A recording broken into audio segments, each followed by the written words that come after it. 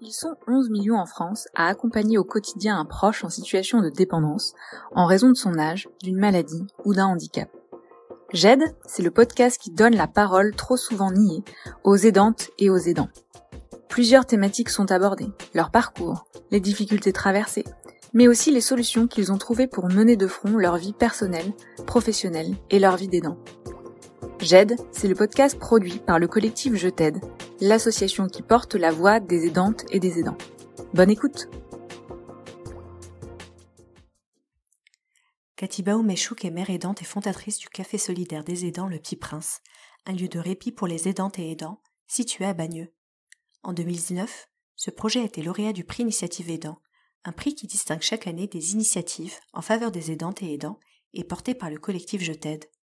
Dans cet épisode, Katiba explique comment son burn-out a donné naissance à ce lieu et comment son expérience d'aidante nourrit tous ses projets. Découvrez son parcours. Bonjour Katiba, je vous remercie d'avoir accepté cet échange dans le cadre du podcast J'aide. Vous êtes maman aidante et fondatrice du Café solidaire Le Petit Prince, café solidaire pour les aidants. Comment vous est venue l'idée de ce café ? Bonjour Magda, déjà merci de m'inviter à ce podcast. Écoutez, l'idée est venue d'un burn-out et d'une rencontre aussi. Un jour où j'allais au CCAS, on m'avait proposé de déposer donc un projet sur le budget participatif de la ville et moi je recherchais désespérément un lieu en fait qui sorte un petit peu de l'ordinaire. Et là, on s'est dit pourquoi pas. Donc en 2018, je dépose un projet qui au départ s'appelait Bar associatif autour du handicap. Et donc, on a gagné en 2018 le premier prix, donc qui était d'un montant de 55 000 €. Donc ça nous a ouvert des portes pour pouvoir obtenir donc ce lieu et un local et on l'a rebaptisé donc Café solidaire des aidants Le Petit Prince. Et pourquoi avoir appelé ce lieu Le Petit Prince ? C'est toute une histoire parce que Le Petit Prince en fait c'est le prénom de mon fils. Mon fils s'appelle Amir et lorsqu'il était dans mon ventre en fait, c'est très souvent que je l'appelais mon petit prince et puis, c'est la signification de son prénom donc ça me paraissait, complètement naturel d'appeler celui-là Le Petit Prince.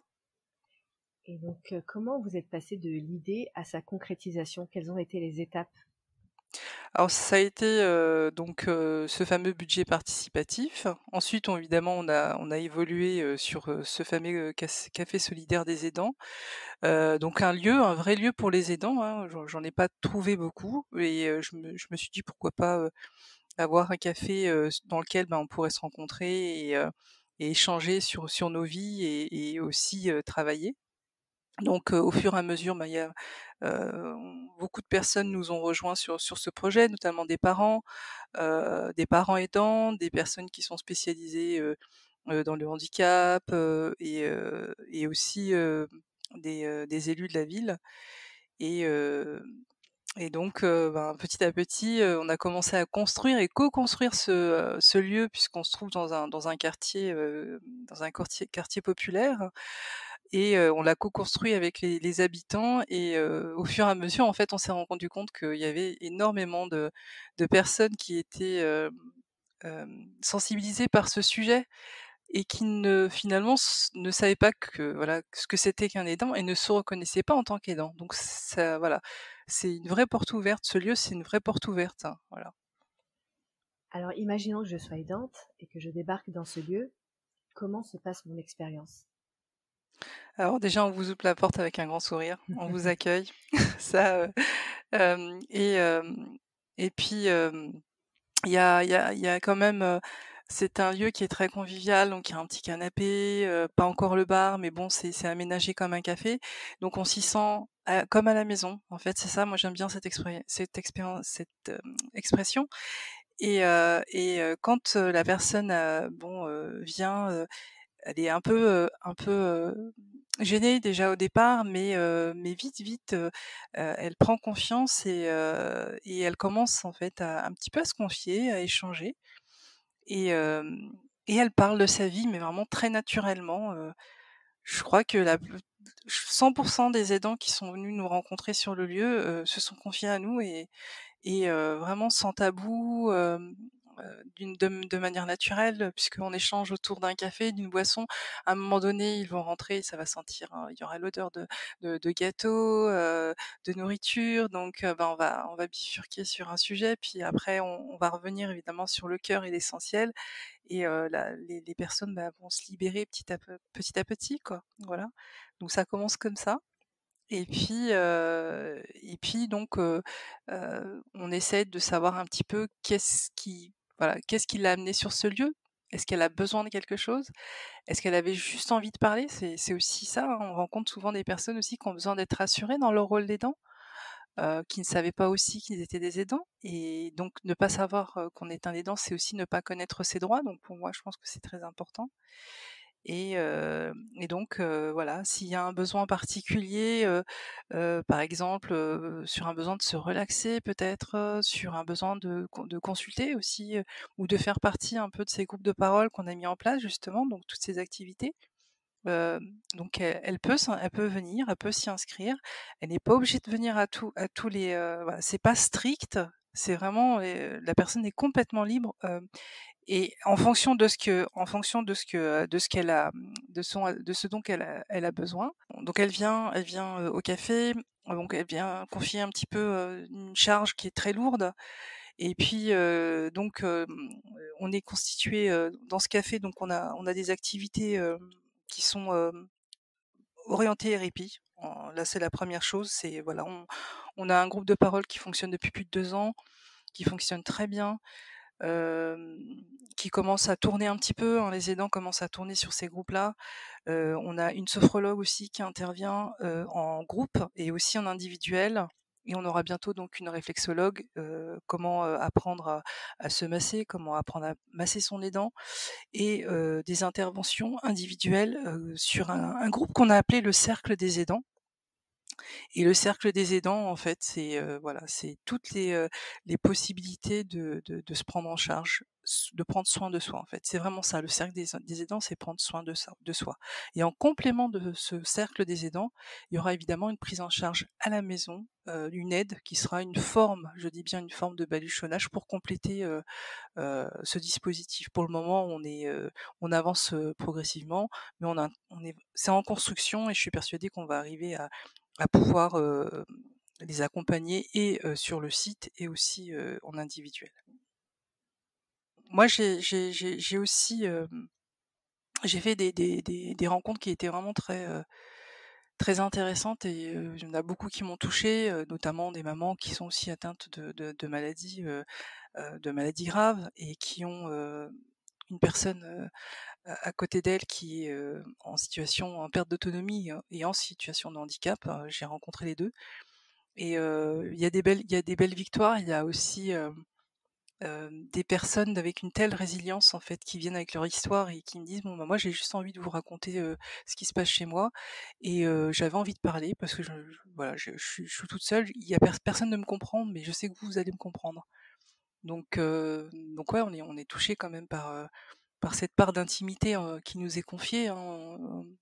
Moi, j'aime bien dire que je suis comme un coffre-fort qu'on peut pas, on peut pas crocheter, hein, on peut pas crocheter là, et on peut pas non plus, voilà, ce qu'on nous apporte et ce qu'on m'apporte, parce que moi je les accueille aussi personnellement, ça c'est je tiens à être là pour chaque personne. Évidemment quand il y aura un peu plus de flux d'aidants, ce sera un peu plus compliqué, on se fera aider, mais c'est une vraie, hem, j'estime que c'est mon rôle, voilà, et heu et parce qu'il faut, en face avoir quelqu'un, qui sait ce qu'on vit, et qui est capable de poser des mots, parce que quelle que soit l'histoire de chacune des personnes que j'ai rencontrées, notamment cette maman dont je vais vous parler, hem, on a je dis pas qu'on ressent les mêmes choses, mais presque finalement, on a cette compréhension, et on a cette empathie qui est plus, et voilà, c'est ça en fait, c'est une empathie qui est décuplée par rapport peut-être à d'autres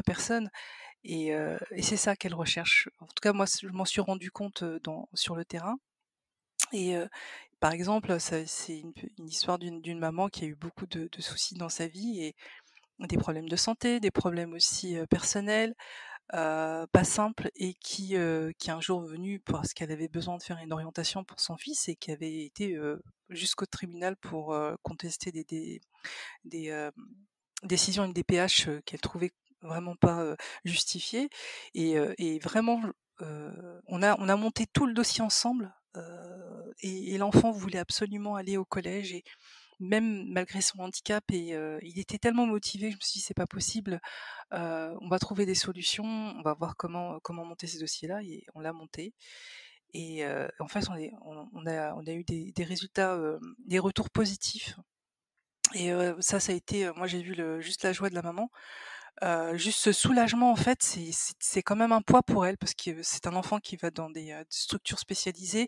et qui est capable aussi d'aller quand même en environnement normal et il avait cette envie, il le verbalisait. Moi j'ai été touchée de voir cet enfant venir vers moi. Il adore venir au café.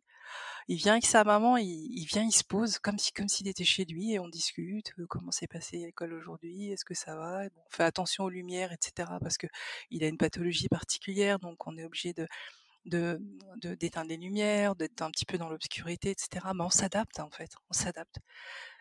S'il était rentré par exemple dans un café prendre avec sa maman ou dans une autre structure, enfin un café-restaurant, personne ne va régler les lumières pour lui. Enfin, moi j'en connais pas, j'en ai pas connu. C'est un peu comme la musique, quand vous avez de la musique et que vous avez des personnes qui sont hyper acousiques ou aussi hyperesthésiques. Donc bah, c'est compliqué pour eux. Bah, nous, si on a mis de la musique, bah, on va éteindre la musique et puis on va faire attention. On va être très près voilà, on va les mettre à l'aise. Et ils reviennent avec plaisir. Donc voilà, ça a été une belle rencontre. Et cette maman dont je vous parlais, qui est atteinte d'un cancer, qui est en rémission, et qu'on a accompagnée avec les petits moyens qu'on a. Ça, pour moi, c'est une vraie, c'est comment c'est que du bonheur, c'est que du bonheur, voilà. Donc beaucoup de projets sur ce café, une orientation de sensibilisation aussi, de faire connaître, le problème, des aidants. Donc aider les aidants, c'est ce qui va, voilà, on est en train de construire notre site internet et c'est ça en fait, c'est aider les aidants. Avec nos moyens, avec, nos praticiens, avec nos bénévoles aussi et avec toute la bonne volonté, que chacun, pourra donner à ce projet. Il y a donc, autour, le collectif Je t'aide aussi qui nous a beaucoup propulsés, dans cette, dans nos actions. Ça nous a vraiment, vraiment vous nous avez porté bonheur, hein. Moi je moi je suis très contente d'avoir placardé sur mon café, le logo en gros. Ouais, je suis très fière d'ailleurs quand le site sera finalisé, on on fera une petite communication. On a aussi, certains acteurs associatifs, sur la ville de Bagneux qui nous ont soutenus. On a par exemple les femmes, et les femmes de Bagneux qui est le foyer d'adultes autistes avec qui on travaille, puisqu'on accueille aussi des personnes autistes adultes, sur l'inclusion. On travaille sur l'inclusion, donc travailler sur l'inclusion, c'est de la transversalité, donc aussi parler de ce que c'est que la différence. Bon, j'aime pas trop ce mot-là, mais plutôt de parler de neurodiversité. Donc vous avez aussi une mixité de personnes qui viennent sur le café, qui n'ont rien à voir avec les aidants, mais c'est pareil, c'est sensibiliser. Et il y a aussi des personnes qui passent et me disent, mais bon, alors moi aussi j'ai été aidante. Bon, moi j'ai perdu mes parents, mais j'ai été aidante, j'ai fait ça et ça pour mes parents. Il y a vraiment de très beaux retours, de très belles histoires qui sont aussi positives, pas que négatives, au contraire. Et donc, ça donne, vous avez d'autres personnes qui entendent dans les groupes, et donc du coup ça donne du baume au cœur, ça donne aussi des chemins, ça ouvre des portes et ça peut offrir des solutions. Donc, sur le secteur associatif, on a rejoint aussi le collectif Bleu Blanc Zèbre, donc on est labellisé. Donc ça nous donne aussi une certaine rayonnance sur le territoire, même si on est encore tout jeune et que on souhaiterait travailler sur 4 pôles très importants sur le café, donc je pense qu'ils vont nous y aider.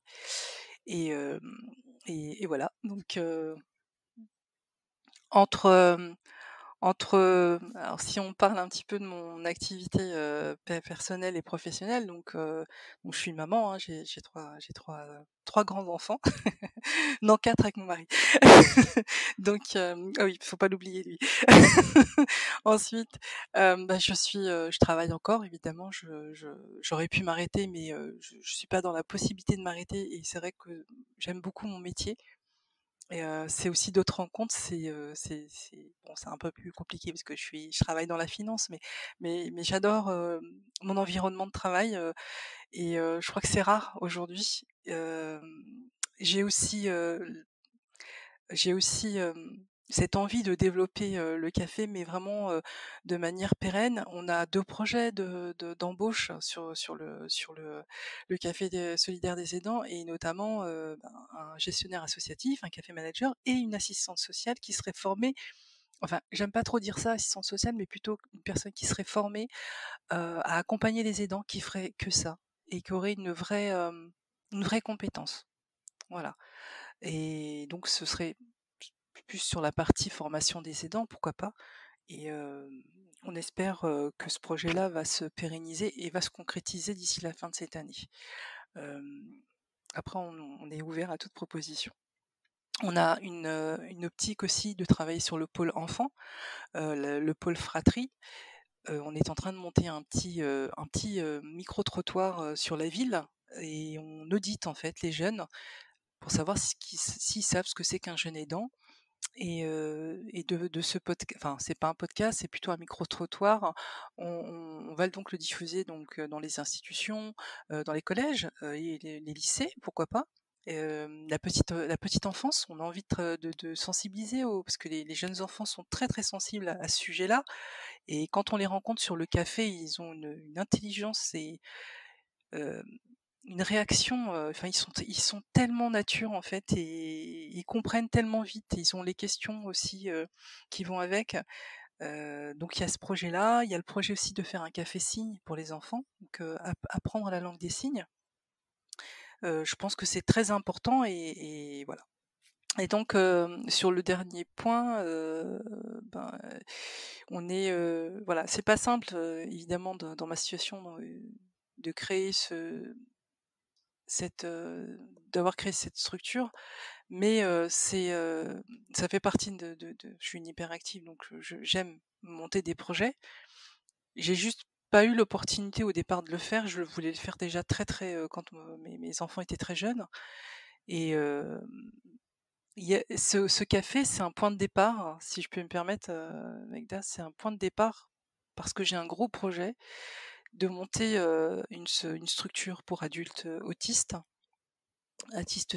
sévères, avec une particularité, c'est d'avoir aussi une équipe pluridisciplinaire volante qui formerait en fait peut-être sur d'autres structures que la future que j'aimerais mettre en place.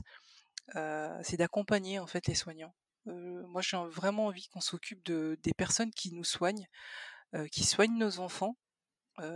Ce serait la finalité en fait du café des aidants. Et qu'on s'occupe des éducateurs spécialisés, et qu'il y ait une vraie supervision, parce qu'il y a vraiment des pathologies qui sont très lourdes, donc ça alourdit automatiquement comment dirais-je, enfin, ça alourdit les responsabilités des aidants, enfin, en termes d'émotion, en termes de souffrance, ça peut être très compliqué. Et je pense que si derrière on a de vraies équipes qui sont formées, accompagnées, supervisées, ça ne peut que finalement nous rassurer quelque part sur la prise en charge de nos aidés. Et on ne peut qu'avancer, et pour moi, valoriser ces personnes-là, c'est très, très important. Je m'en suis rendu compte vraiment à mes dépens, parce que j'étais beaucoup dans la colère, et c'est vraiment c'est l'expérience de ma vie, tout ce qui travaille, toutes ces idées, ces espèces de lanternes que j'ai dans la tête, parce que moi j'appelle ça des lanternes. Une fois qu'elles sont lancées au ciel, on peut plus les rattraper, hein, c'est fini. C'est un peu comme moi, quand je pars, je pars. Après, faut courir, hein, pour me rattraper. Mais un peu comme Forrest Gump en fait. Mais bon. Mais voilà, j'y crois vraiment. Je crois que c'est ça en fait. Je disais lors de peut-être d'une conversation qu'on a eue, c'est j'ai pas d'espoir, mais je crois en ce que on est capable de faire. Je crois en l'être humain. Et je crois en ces projets-là. Donc y croire, c'est aussi c'est être dans l'action et c'est construire. Voilà. Quel conseil vous donneriez à un aidant ou une aidante qui souhaiterait lancer un projet? Quel conseil? Ah, j'ai plein de conseils à donner. Alors là, je ne saurais pas par où commencer. Déjà, la première chose que je lui dirais, c'est est-ce que pourquoi elle le fait? Dans quel but en fait elle compte lancer dans son projet? Dans quel état d'esprit elle est? Comment est-ce qu'elle est elle, physiquement, psychologiquement? Est-ce que voilà, qu'elle réfléchisse bien et qu'elle soit bien sûre d'elle et qu'elle se fasse bien entourer surtout. Et aussi, ce que je pourrais lui dire, ce que je pourrais lui dire, c'est qu'elle hésite pas à m'appeler. Surtout, c'est qu'elle hésite pas parce que il y a je sais qu'il y a des nouveaux, bon, sur notre ville, il y a des nouveaux porteurs de projets. Moi, je me suis positionnée pour les aider parce que j'ai essuyé les plâtres. Et donc, comme j'ai essuyé les plâtres, je sais ce qu'il faut faire et j'espère savoir ce qu'il faut faire et je sais surtout ce qu'il ne faut pas faire. Donc voilà, après, il faut qu'elle y aille, quoi. Si elle a un objectif précis, si l'aidant ou l'aidante a une envie précise et qu'elle aille dans ce chemin-là, quel que soit voilà l'objectif ou le pôle sur lequel elle s'est positionnée, il faut le faire parce qu'on a besoin en fait de cette un projet d'aidant pour moi c'est très riche. Parce que c'est le terrain en fait, c'est ce qu'on a vécu dans le terrain, donc c'est une vraie solution et c'est très citoyen, voilà. Et voilà, il faut que nous, en tant que citoyens, on soit force de proposition, parce que c'est, je pense, nous qui sommes au cœur du sujet, au cœur du problème, et on sait ce qui est bon pour les personnes qu'on accompagne, que ce soit nos parents ou nos enfants. Merci Katiba, on a hâte de découvrir tous vos projets que vous êtes en train de développer. Je vous remercie d'avoir accepté d'échanger dans le cadre de ce podcast. Bah avec plaisir, Megda. Au plaisir de vous voir sur le café. Avec plaisir, j'ai hâte. À très bientôt. À bientôt, au revoir.